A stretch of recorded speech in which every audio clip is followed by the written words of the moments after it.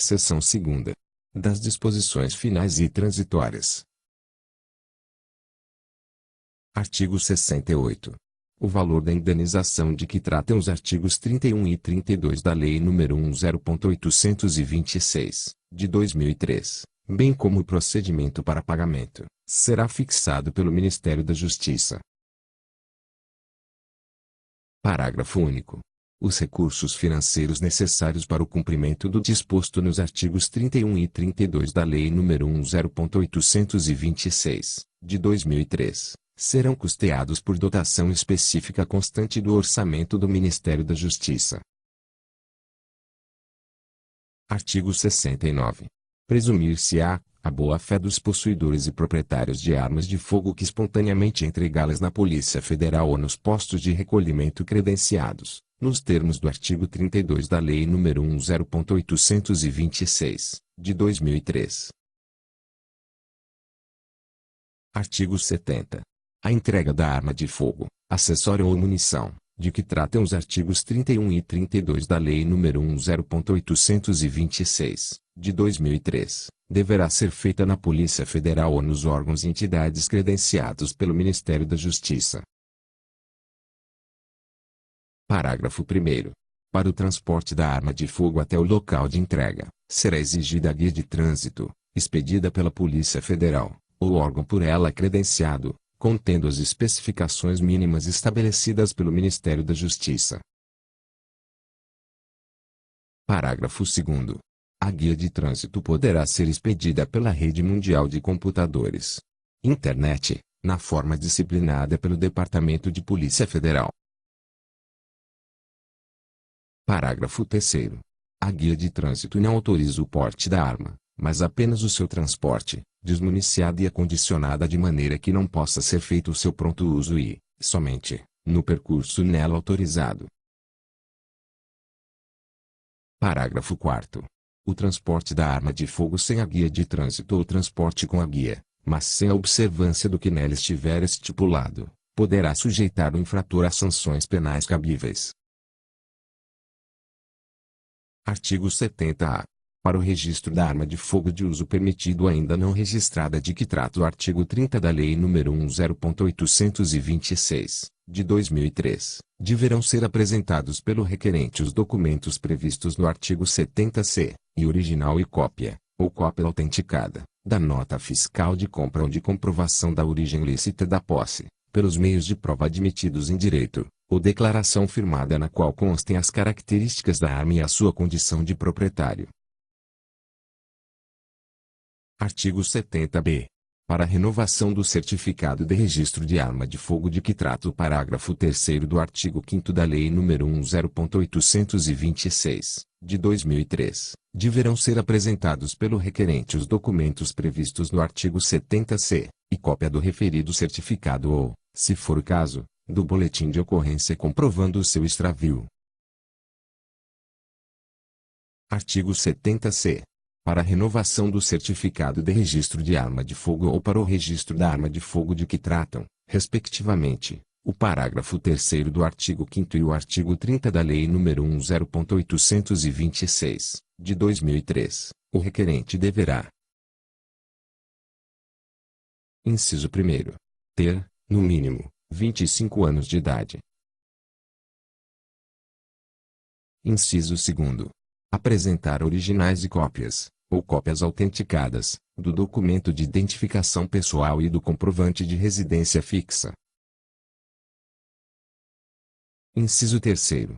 Apresentar o formulário SINAR devidamente preenchido, Inciso 4º. Apresentar o certificado de registro provisório e comprovar os dados pessoais informados, caso o procedimento tenha sido iniciado pela Rede Mundial de Computadores, Internet.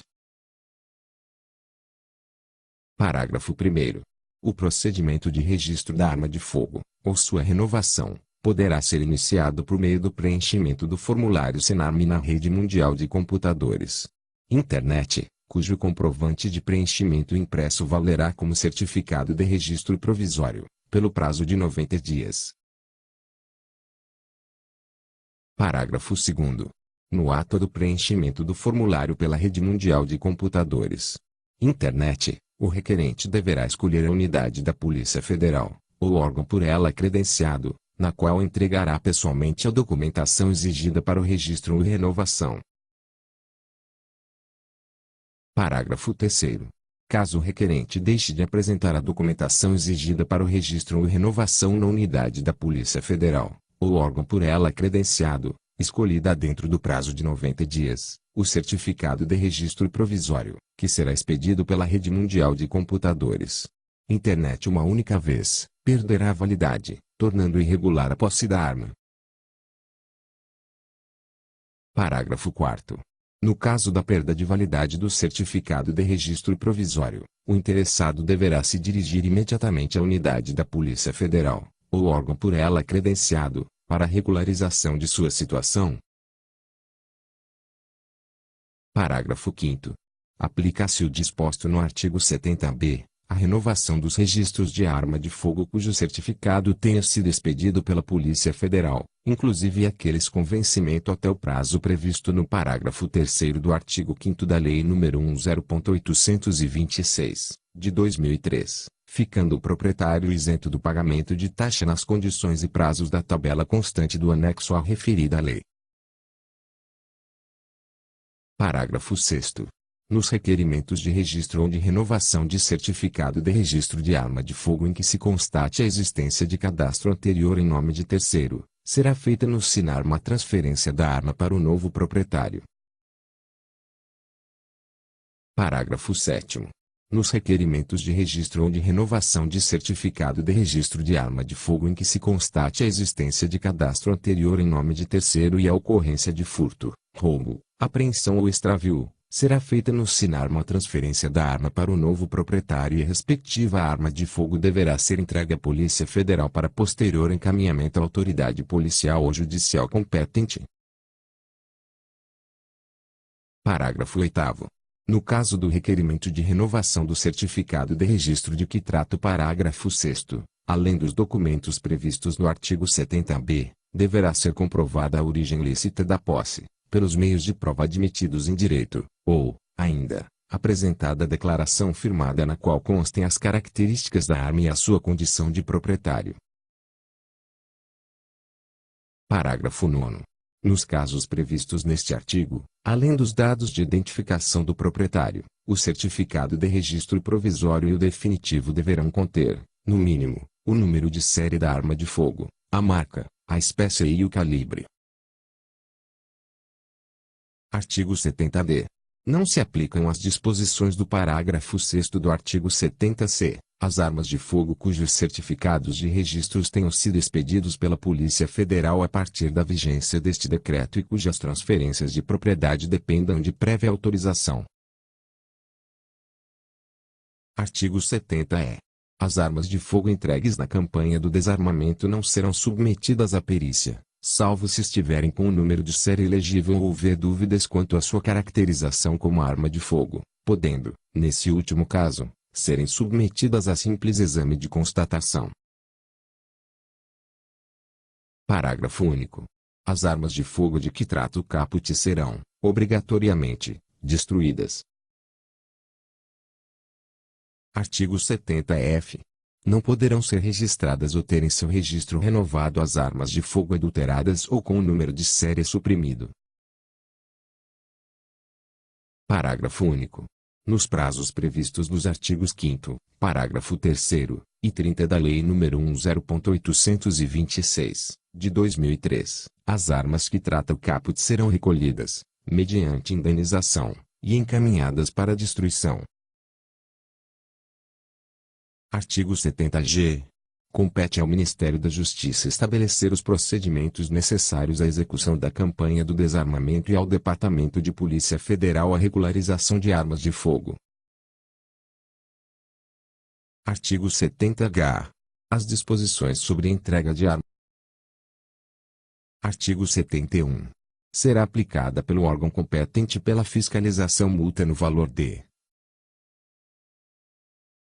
Inciso 1º. R$ 100.000. Alínea A. A empresa de transporte aéreo, rodoviário, ferroviário, marítimo, fluvial ou lacustre que permita o transporte de arma de fogo, munição ou acessórios, sem a devida autorização, ou com inobservância das normas de segurança, é.